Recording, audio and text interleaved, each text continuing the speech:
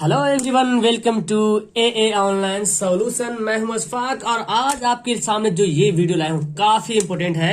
प्रकाश का प्रवर्तन से ये क्वेश्चन बनने वाला है और आज ये जो सवाल है 5 नंबर वाला और 2 नंबर वाला, 2 ही सवाल है, लेकिन सवाल थोड़ा सा लॉन्ग है और मुझे ये भी पता है कि शायद आपको याद होगा। और अगर आपको याद नहीं है तो बस देखिए पूरी वीडियो, आपको बहुत अच्छे तरीके से याद हो जाएगा, समझ में भी आ जाएगा। हाँ, तो अब यहाँ पे सवाल है आपका, उत्तल लेंस को अभिसारी लेंस क्यों कहा जाता है। इससे पहले मैं आपको बता दूं कि रोज सुबह 6 बजे क्रैश कोर्स चल रहा है, सुबह 6 बजे, ठीक है। और सुबह 9 बजे सब्जेक्टिव क्वेश्चन जो मैं डाल रहा हूं ना, ये सब्जेक्टिव क्वेश्चन अभी से सारा क्वेश्चन याद करते जाओ। जिस टाइम मैं गेस दूंगा ना तो वहां पे क्वेश्चन सिर्फ रहेगा, आंसर नहीं रहेगा, सिर्फ क्वेश्चन रहेगा, ठीक है। तो आपको क्या करना है, उस क्वेश्चन को हल करना है, या जब याद रहेगा तब तो हल करोगे, है ना। याद रहेगा नहीं तो हल क्या करेंगे, ठीक है। चलिए तो स्टार्ट करते हैं। उत्तल लेंस को अभिसारी लेंस क्यों कहा जाता है। उत्तल लेंस को अभिसारी लेंस क्यों कहा जाता है, और इससे पहले एक भी मैं बताऊं, इसके बाद मैं इस कुछ वीडियो बनाने के बाद मैं एक वीडियो लाऊंगा, उसमें जिस तरह से आपका एग्जाम में आता है सवाल सब्जेक्टिव ऑब्जेक्टिव पूरा एक बार लाऊंगा 100 नंबर का, मतलब 100 नहीं 80 नंबर का, ताकि आपको अनुभव तो हो जाए कितना नंबर ला सकते हैं आप। उत्तल लेंस को अभिसारी लेंस क्यों कहते हैं, ये देखिए, ये भी जानते हैं उत्तल लेंस को अभिसारी लेंस कहते हैं, अवतल लेंस को अपसारी लेंस कहते हैं। ये सवाल आपको मिलता है ऑब्जेक्टिव सवाल में। उत्तल लेंस उससे होकर जाने वाली किरण, उत्तल लेंस और उससे होकर जाने वाली किरण पुंज को अभिसारित करता है। क्या बोलता है, उत्तल लेंस होता है ना, और उससे जो किरण जाती है ना उसको अभिसारित करता है, इसलिए उत्तल लेंस को क्या करते हैं, अभिसारी लेंस कहा जाता है। तो सबसे पहले तो ये समझ लीजिए कि जो अभिसारित है, अभिसारित का मतलब होता है कन्वर्ज, मतलब एक जगह आकर के जमा होना। उत्तल लेंस से जो किरण जाती है ना, किरण पुंज जो गुजरती है, वो क्या करती है, उस किरण पुंज को अभिसारित करता है, मतलब कन्वर्ज कर लेता है, किरण को एक जगह जमा कर देता है, इकट्ठा कर देता है, इसलिए उत्तल लेंस को अभिसारित लेंस कहते हैं, ठीक है। तो जब अगर प्रकाश की किरणें को इकट्ठा कर लेता है ना तो उसको क्या बोलेंगे, अभिसारित बोलेंगे। एक होता है डाइवर्स करना, मतलब फैलाना, उसको अपसारित बोलेंगे। तो अभिसारित मतलब देखो, अभी से पता चल रहा, अभी मतलब अभी, इसको आप ऐसे याद करो, अभी मतलब अभी, और इसको मतलब एक जगह जमा करना, और अपसारित मतलब मतलब बोलते हैं अपसारित, पढ़ने का भी लगता है अपसारित मतलब फैलाना। तो अभिसारित मतलब ये मीनिंग अगर याद करेंगे इंग्लिश, अभिसारित मतलब होता है कन्वर्ज, अभिसारी, और अपसारी मतलब होता है डाइवर्स। तो डाइवर्स मतलब फैलना और कन्वर्ज मतलब सिकुड़ना, जमा हो जाना। तो सिंपल सी बात है, उत्तल लेंस और उससे जो किरण पुंज जाती है वो किरण पुंज क्या होती है, अभिसारित होती है, इसलिए उत्तल लेंस को क्या बोलते हैं, अभिसारित लेंस कहते हैं, ठीक है। चलिए अगला सवाल, ये देखो 5 नंबर का सवाल इम्तिहान में आया हुआ सवाल है, तो इसको अगर आप याद करते हो तो आपका 5 नंबर कहीं नहीं जाएगा, बहुत इंपॉर्टेंट सवाल है। और ये देखो हल्का ही सवाल है, भारी कोई सवाल नहीं है। इतने बोलना कि सर बड़ा भारी सवाल एकदम हल्का हल्का है, सवाल इम्तिहान में भारी नहीं आएगा, एकदम इजी सवाल आएगा, ठीक है। तो पढ़िए तो मस्ती से, इजी सवाल तो याद कर लो। सवाल है पहला, कारण बताना, कारण, तीनों का कारण। ओहो, ये सवाल आया हुआ है 5 नंबर का, तीनों का कारण बताना है। अवतल दर्पण का उपयोग हजामती दर्पण के रूप में क्यों किया जाता है, पहला सवाल। इसी में है, उत्तल दर्पण का उपयोग साइड मिरर के रूप में क्यों किया जाता है, दूसरा सवाल। तीसरा सवाल है, अवतल दर्पण का उपयोग सोलर कुकर में क्यों किया जाता है। तो आज सभी का यहाँ पे जवाब मिलने वाला है, 5 नंबर मिलेगा आपको अगर आप याद करते हैं तो, ठीक है।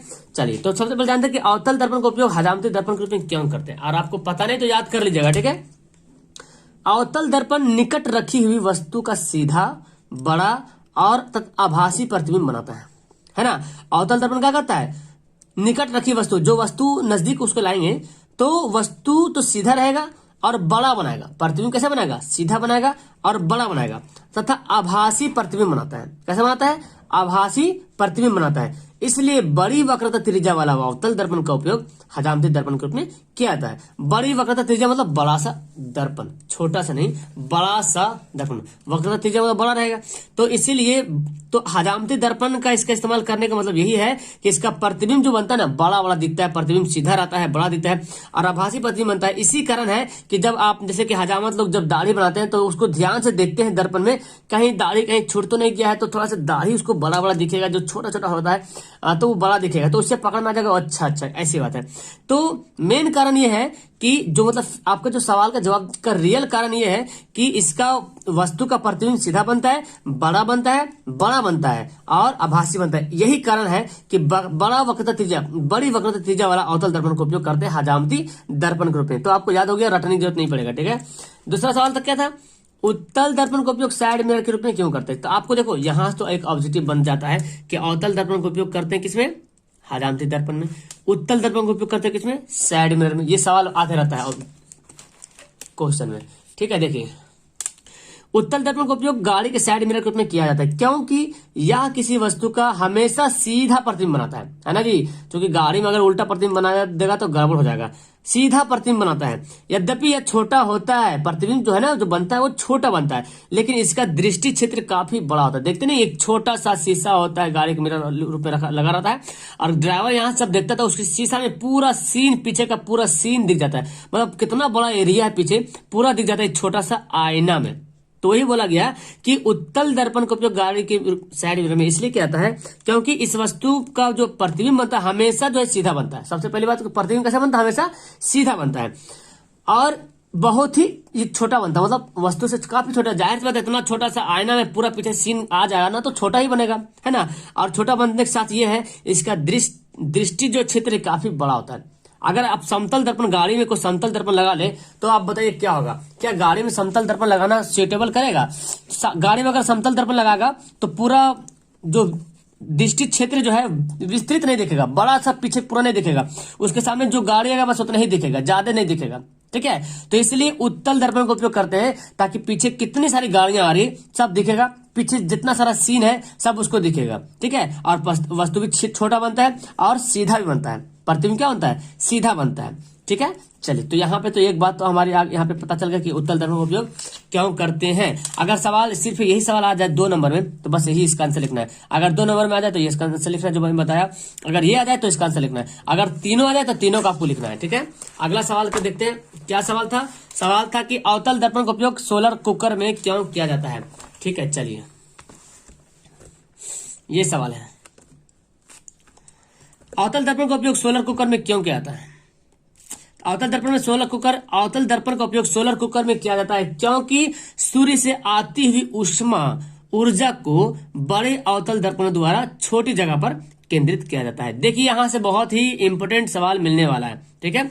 अवतल दर्पण, अभी हम एक्स्ट्रा सवाल बताएंगे आपको।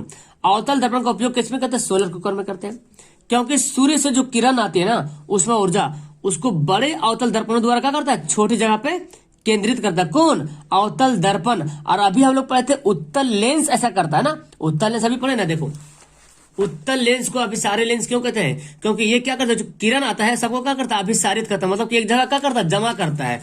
तो लेंस में हो रहा उत्तल लेंस जमा कर रहा और दर्पण में अवतल लेंस जमा कर रहा। देखो यहाँ पे क्या बोल रहा, सूर्य से अब अभिसारी और अपसारी में दिक्कत नहीं होगा, रटने की जरूरत नहीं पड़ेगा, ठीक है। सिंपल समझो कि सोलर कुकर में क्यों अवतल दर्पण का उपयोग करते हैं। तो सोलर कुकर में अवतल दर्पण का प्रयोग करने का कारण यही है कि जो सूर्य से ऊष्मा ऊर्जा आता है ना, उसको क्या करता है, बड़े अवतल दर्पण द्वारा छोटी जगह पे क्या करता है, इकट्ठा करता है, जमा कर लेता है उसको। तो जमा करने का काम कौन है, अभिसारिक काम है। इसका मतलब अवतल दर्पण को अभिसारी दर्पण कहेंगे और उत्तल दर्पण को अपसारी दर्पण कहेंगे। एक दूसरे का उल्टा हो जा रहा है, यहाँ पे ध्यान देंगे, ठीक है। बात यहाँ वही हो जा रहा, जो जमा करता है, जो इकट्ठा करता है प्रकाश की लाइट को, है ना, सूर्य के प्रकाश को जो इकट्ठा करता है, जमा करता है, उसको बोलते हैं अभिसारी, है ना, कन्वर्ज करता है। तो यहाँ अवतल दर्पण का वही काम हो रहा कि जो ऊष्मा ऊर्जा है उसको क्या कर रहा, छोटी जगह पे केंद्रित कर रहा, जमा कर दे रहा, और इससे प्राप्त ऊष्मा से अनेक प्रकार के कार्य संभव होता है। और वही एनर्जी जो प्राप्त होता है ना, जो एनर्जी प्राप्त होता है उस एनर्जी से अनेक प्रकार के कार्य भी करते हैं। उसको सोलर कुकर बोला था। क्या बोला था, सोलर कुकर। ऐसा मत समझना सोलर कुकर पे खाना बनता है, ऐसा मत समझना, ठीक है। सोलर कुकर का मतलब हुआ उस जो सूर्य से जो किरण है ना, जो उष्मा और सूर्य में जो हीट है, गर्मी है, उसको एक जगह जमा करना, और जमा करने के बाद उसके अनेक तरह के जो काम निकलता है। तो यहाँ पे सवाल क्लियर हो गया कि अवतल दर्पण को अभिसारी दर्पण कहेंगे और लेंस में उत्तल लेंस को अभिसारी कहेंगे, एक दूसरे का उल्टा होगा। अब कैसे याद रखेंगे इसको, तो दर्पण को तो पता चल गया कि अवतल दर्पण का उपयोग करते हैं सोलर कुकर में। सोलर कुकर में क्यों करते हैं, क्योंकि प्रकाश की लाइट को जमा करता है। जमा करने का काम किसका है, अभिसारी को बोलते हैं। और उत्तल लेंस में भी वही काम है ना, उत्तल लेंस को भी वही बोलते हैं अभिसारी, क्योंकि ये भी जमा करता है। चलिए, क्लियर हो गया? आपको ये समझ में अब सवाल दिक्कत नहीं होगा। अभी सारी ऑप्शन में बहुत दिक्कत भी हो रहा था। अब यहाँ पे देखो ऑप्शन है, अब आपको बताना है ये कमेंट करके, ठीक है।